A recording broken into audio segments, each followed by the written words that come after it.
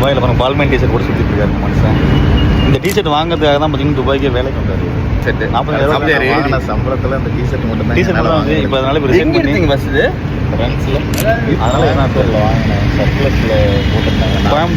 4500 போட்டிருந்தாங்க. பாருங்க கடைசியில் அந்த இதுதான் வாங்குறேன். அதே வாங்கிட்டு ஏங்க வாங்க. யாருங்க சொன்னது துபாயில் வெயிலுன்ட்டு? வெயில்லாம் இல்லைங்க. பாருங்க கொடை இருக்குது, அவ்வளோதான். ஒரே ஒரு கொடை போதுங்க. இப்படியே பூந்து மரத்துக்கு நடுவில் நீங்கள் போயிடலாம் பாரு.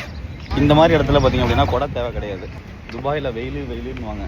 பாருங்கள் வெயில் தான் அடிக்கும், எல்லா ஊர்லேயும் வெயில் இருக்கும். அந்த மாதிரி நேரத்தில் என்ன பண்ணணும்னா இந்த மாதிரி பில்டிங் நடுவில் இப்படி பூந்து வந்துட்டீங்கன்னு வச்சுக்கோங்களேன், வெயிலே தெரியாத ஒரு வாழ்க்கை. ஏங்க துபாய்க்கு வாங்க அப்படிங்குவாரு. அபிபி கம் டு துபாய் அப்படின்னு.